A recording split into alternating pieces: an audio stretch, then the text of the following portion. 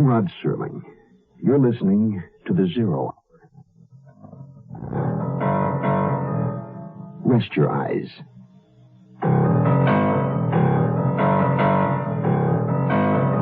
Exercise your imagination. This week, Bill S. Ballinger's best-selling novel, The Pursuit of a Damned Couple.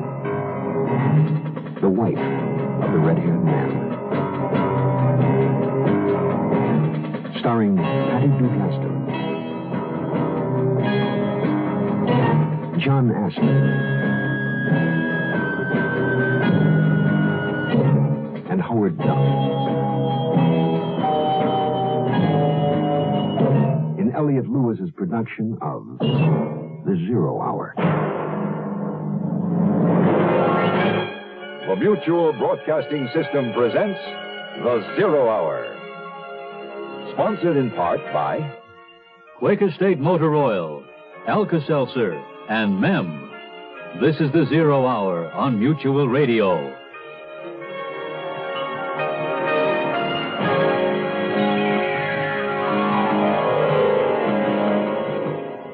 And now for the concluding episode of The Wife of the Red-Haired Man. After 7 years in prison, Hugh Rohan has returned to claim his wife, Mercedes. In a confrontation with her second husband, Albert Turner, Rohan panics and murders Turner. Out of her love for Rohan, Mercedes Turner collects her jewels and her fur coat, and together the lovers flee. After long weeks of painstaking work, they've traced the couple to Kansas City. But once again, Mercedes Turner and Hugh Rohan evade them by splitting up. She to take a bus to New Orleans, he to drive their car alone. But first, this word. I want to teach a lonely child to laugh more. I want to learn the pain of loving hard. To open my door and know my own soul. I want to be free. I want to be young, and I want to grow old. Emily is dead now. She died in her brother's car. He was driving, and he was drunk. I want to be here in the world when peace comes. I want to drop because I want to grow old. Stop driving drunk. Stop killing each other. Write to Drunk Driver, Department Y, Box 1969, Washington, D.C., for more information on drinking and driving. A public service message on behalf of the U.S. Department of Transportation.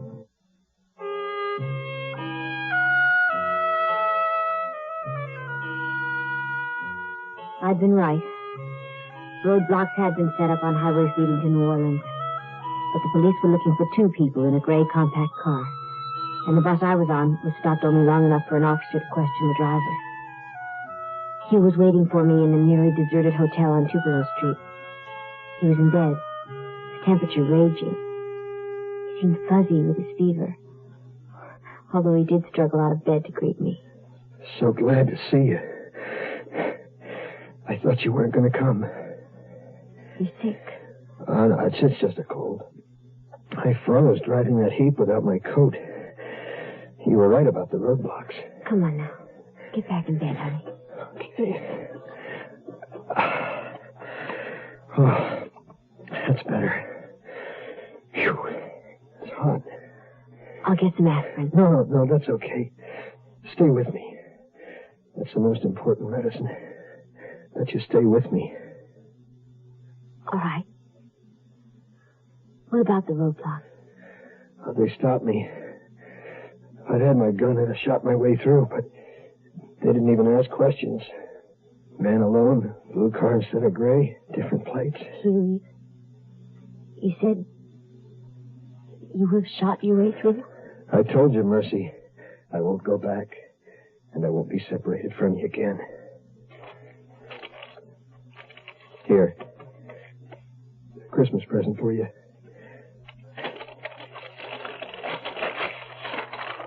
Perfume. My favorite perfume. You remembered. I can't ever forget anything about you. You want me to ask where you got the money? All right. Where? Kansas City.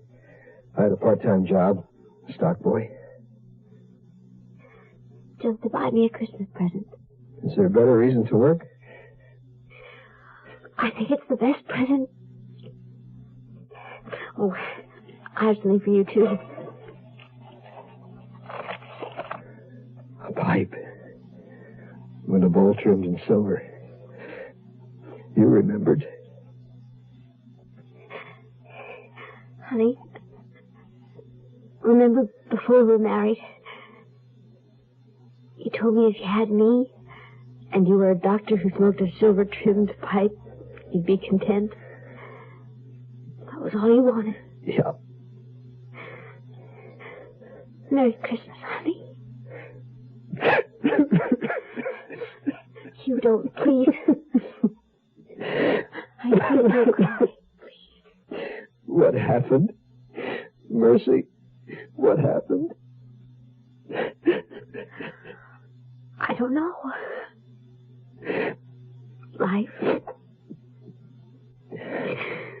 Life happens. It's so unfair. Yeah. Mercy. You remember I told you that I knew what the cop was thinking? Do you remember? Yes. Well, we got through the roadblock, but he hasn't stopped. He's on to us. He knows what we're planning. Yeah, no, he's going to find me. And you know? Hugh, please. Shh, please. When he finds me, I'm going to kill him. Rohan and the woman got through the roadblock somehow. They probably repainted the car and changed plates once again. Split up, perhaps. Only one of them was in the car when it passed the block. Scores and I went straight into New Orleans. I knew my man by then well enough to know that he needed a port city from which to escape the country. Now, they'll ship out from here. Yeah. Well, they'll sure have a fantastic selection of ships. They're all covered. Every ship, boat, plane, bus, everything's covered. Well, you know, Will, you're assuming they're here in New Orleans. They're here. I'll tell you something else. I'll be looking for passage to an English-speaking country. Someplace where they won't be conspicuous. So? What's the game plan? We're here. We wait. They've got to move. They can't stay. And the moment they try to leave the city, we've got them. Murder one.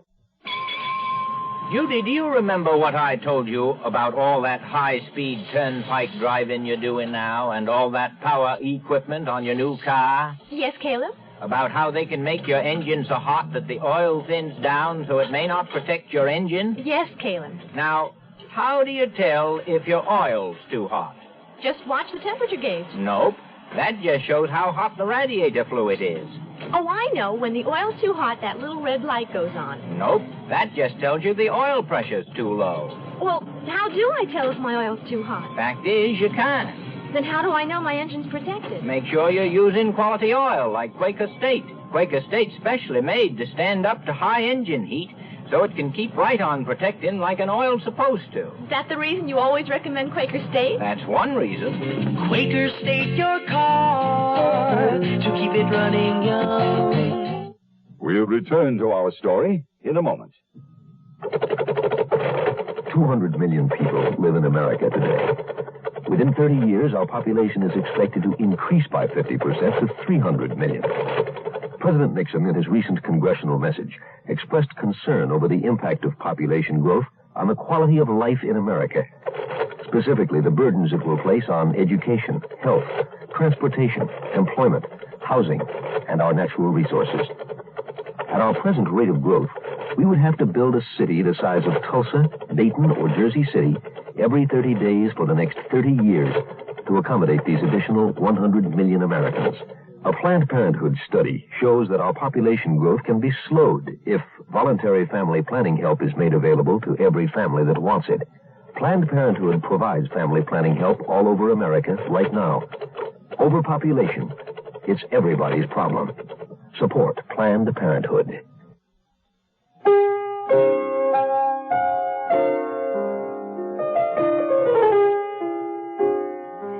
We moved from the hotel the next morning, although Hugh still had a fever. I found an old rooming house a private place the police would overlook. We were the only paying guests. It was a marvelous old home run by an ancient Southern lady who appeared too frail to keep up such a place. But she cleaned and cooked and tended her overgrown garden. And for 2 weeks, Hugh and I didn't stir from that house. Finally, of course, Hugh had to make contact with Bert Crossley, the convict he'd known in prison, the man who'd get us our passports. We were disappointed to find that Bert was back in prison, but he had a brother, Fritz, who owned a bar just outside the Vieux Carré, and might be able to help us. Hugh went to see him. Friend of Brother Bert, huh? Come on back to my office.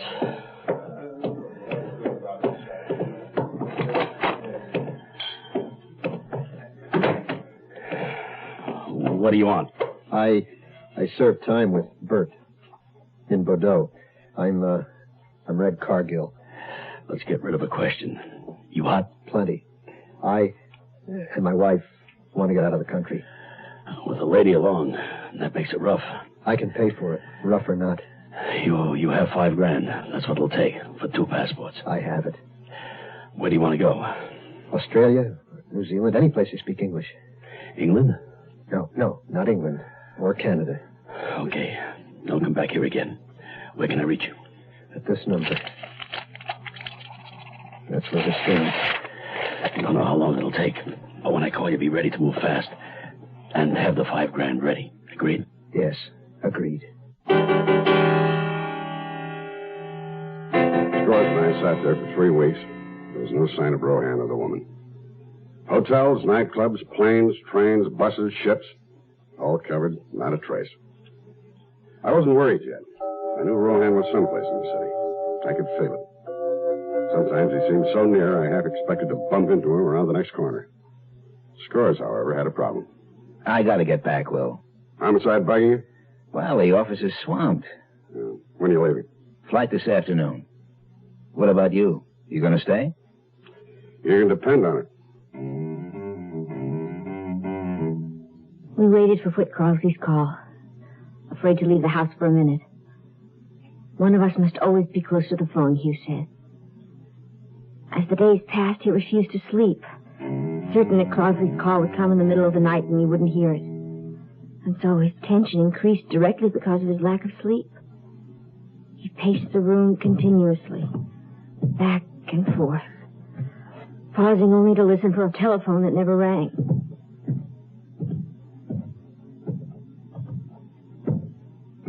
Please, honey, please lie down. Has that cop gotten to him? Is that what's happened? How could he? Because he knows what I'm doing. I told you that. I told you he knows everything I think, every move I make. Hugh. Hello? Cargill? Mercy, it's him. Listen. Yeah. Get down here right away. You're leaving in an hour. Just you. But my wife. Listen, no time to waste. Can't get you to Australia, but a ship I know. They're standing off. Gonna drop a crewman for an emergency operation. I can fix the captain. Where to? Ireland. You better take it. The ship's not berthed here, but I can get you aboard in the launch. She's got a day's call at Miami, and your wife can join you there. Percy? Take it. That's a good idea. Okay, I'll be right down. After Scores left, I spent my time haunting the docks. 100 times I thought I saw them, walking along the street or hurrying out onto a waiting ship, but it wasn't them. And gradually, a strange feeling occupied me. I lost the conviction that they were in New Orleans. Somehow, in some way, I felt certain they'd eluded me, slipped away.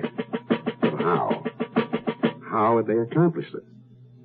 I made one last circle, walking from pier to wharf, covering as much of the waterfront as I could. One last time. Then, tired and thirsty, I stopped in a small bar, a place where seamen hang out. I met a Jamaican, a wiper. Bought him a drink. Charles. Oh, need this drink, man. Just out of the infirmary, appendicitis. Rupture? That's rough. Captain had to set me shore between Galveston and Miami. Nasty beat of business. What ship? Dermuid out of Sydney. Captain Lawson's master now. Now I need another berth. That shouldn't be too hard. No. I'm sorry I missed it, though. Sailing to Galway and Dublin. Never been there, you know. You said the Dermewit was sailing to Ireland? Right-o. First port of call, Galway. Any stops between? One day only, Miami. Of course. Drink up. Galway, of course. I don't let my family run to the medicine chest every time something bothers them. But if my husband, or one of the big ones, tells me his head hurts and his stomach feels upset, then I go get the Alka-Seltzer. It has specially buffered aspirin with antacids, made for just those things. If he still doesn't feel all right, I'll call the doctor, because nothing else I can give him works better than Alka-Seltzer. Mother has to know these things. Alka-Seltzer. Use only as directed. This guitar is part of my life, the way lots of beautiful things are, like men. I mean, see the way my mind works? Music and good-looking guys. But those men better smell good-looking, too. I like them best when they wear English leather. English leather's like a beautiful folk song to me, fresh and natural. So all my men wear English leather, or they wear nothing at all. You'll find a large selection of English leather Christmas gift sets in fine stores everywhere. The Zero Hour continues after this. Where does today's girl learn to be tomorrow's woman? At the movies? On television? Helen, darling, your floors are so shiny. Yes, John. I used Brand X polish just this morning. Brand X. Helen, will you marry me? Somewhere between the super sex symbol of today's commercialism and TV's Brand X image, impending womanhood is alive and well. And where is that somewhere? Wherever there are campfire girls.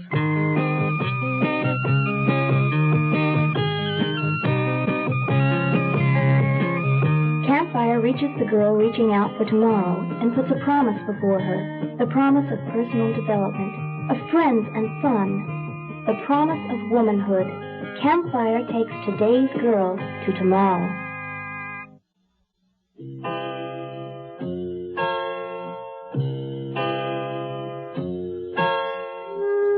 I drove alone from New Orleans to Miami, not daring to stop. The captain had arranged for me to be brought aboard, and soon I was with Hugh again. 2 weeks after that, we were dropped on the shore outside Galway, an old Irish port there almost from the beginning of time. We drove from Connaught to Connemara, through hamlets with the names that fall from the lips like notes of music. Moycullen, Trindilly, Derryneen, Ballynahinch, moors and rolling hills, and the gray rock crags of inlets sprayed by the lead-colored waters of the Atlantic. Near a tiny crossroads settlement by the sea, we found a little three-room cottage, whitewashed, cleansed by rains, and bleached by the sun. We could run no further. That's where we would stay. One night, eating our dinner by a turf fire. Take it away, Mercy. I'm not hungry. Do you hear it? There's something walking abroad tonight. Your imagination? No. Listen. Only the wind. I hear it. It's there. It's the past, out there in the night. I'm going to boil some water and fill the tub. A hot bath, honey. Good for your nerves.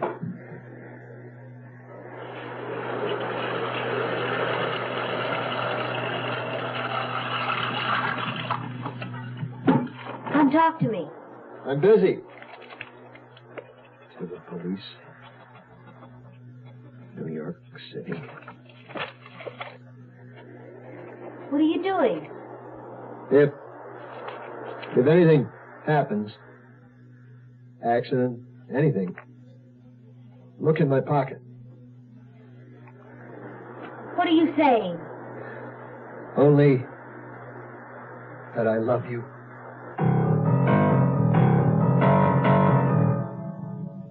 The Dermewit hadn't made a scheduled stop and departure in New Orleans. It wasn't carried in the Port Bulletin. That's how I missed her. By the time I'd gotten the information on her, she'd reached Dublin and sailed on. The police in Ireland are a national organization. We alerted them, and 10 days later, they informed us they'd traced the couple. I wired Superintendent O'Hara not to arrest them yet, just to keep them under wraps. On an island there's small chance of escape. With warrants for the arrest of Hugh Rohan and Mercedes Turner and papers for extradition, I flew to Ireland. From Shannon, I took a bus to Limerick, Limerick to Galway by rail. In Galway City, I was met by Inspector Green. You have the necessary papers? Yes, I have. All in order. I've arranged for you to stay at the hotel. The papers will be approved this night.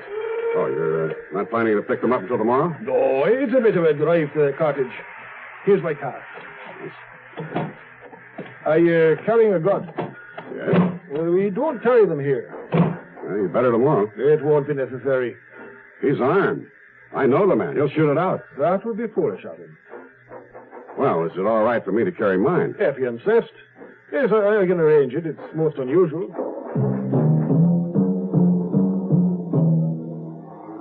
I found it impossible to sleep that night.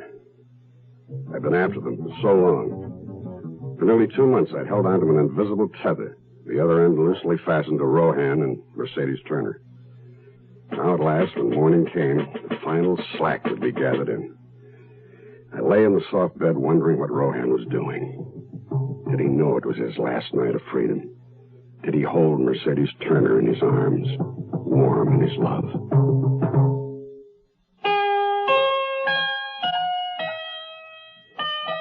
Through that night, Hugh lay close to me.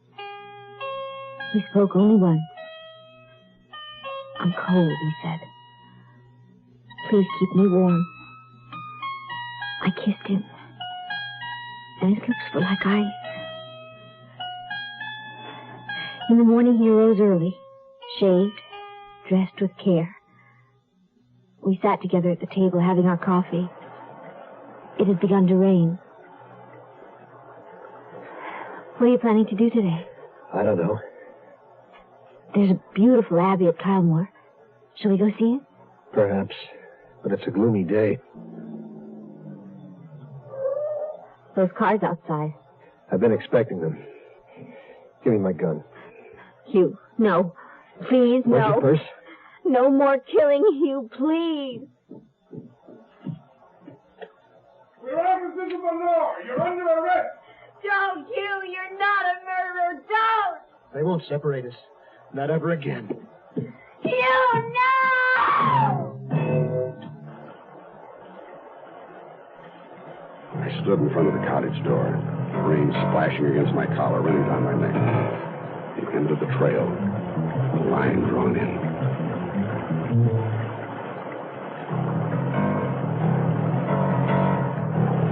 Suddenly, the door swung open, and Rohan's revolver stared me in the face. I threw myself to the ground. When he fired the second time, I shot him. Williams! Are you hurt? No. Lucky bit for you. Yes. Yes, isn't it? Yeah, if you don't mind, I'll go in alone to get the woman.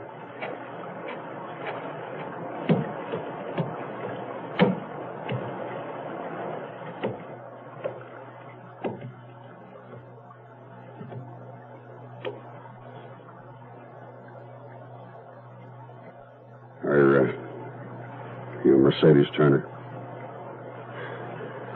I'm Mercedes Rohan. Your husband is dead. Yes. Did you know there were blanks in his gun? Yes, I knew. Did you put them there? Yes. So he wouldn't kill again. He didn't know. I tried to stop him. Maybe it's just as well. Williams, this was in his pocket. Thank you. He said, in case of an accident. To the police. New York City. I alone shot and killed Albert Turner. My wife, Mercedes Turner Rohan, was not responsible in any way. It's signed Hugh Rohan. Hugh. Oh, Hugh. You are listening to Mutual's presentation of The Zero Hour. Brothers and sisters, again, he testifies for Smokey the Bear. I used to take a sip of Smokey, that's nothing like a free fuzzy good kids climbing in the beautiful tree. You just have to look around, you find it's not a joke. See what you've been missing if they all went up in smoke. Smokey the Bear, Smokey the Bear, a prowling and a growling and a sniffing in the air. He can find a fire log before it's off the lane. That's why we call him Smokey, that's how we got his name. Oh, come on now, beat it out there. Be cool, people. All of you can prevent a forest fire.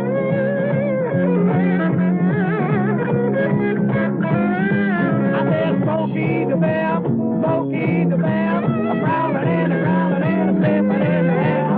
He can find a fire log before it's off the lane. That's why we call him Smokey, that's how we got his name.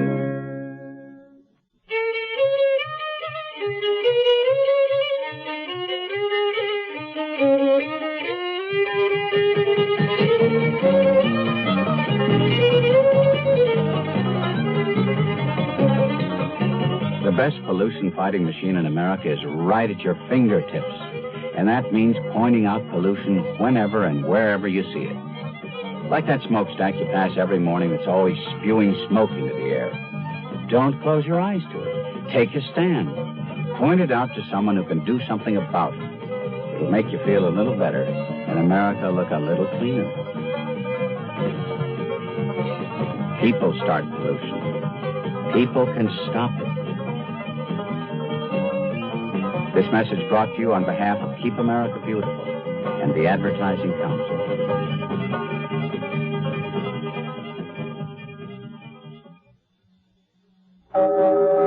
That concludes this week's production of The Zero Hour. Bill S. Ballinger's The Wife of the Red-Haired Man. Next week, we'll begin another exciting dramatization of a tale of mystery and suspense. We'll tell our story in 5 days, at the same time, Monday through Friday. So on Monday, rest your eyes and listen here to The Zero Hour. I'm Rod Serling. Today's episode brought to you in part by Quaker State Motor Oil, Alka-Seltzer, and Mem. This is The Zero Hour on Mutual Radio.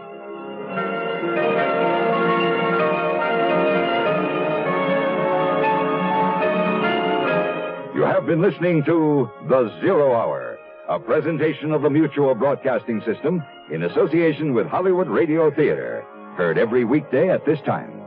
Rod Serling is your host. Zero Hour is produced and directed by Elliott Lewis. The Hollywood Radio Theater theme was played by Ferranti and Teicher and is now available on United Artists Records and Tapes. Hugh Douglas speaking. Tune in Monday, and once again, rest your eyes and listen here to The Zero Hour. This is the Mutual Broadcasting System.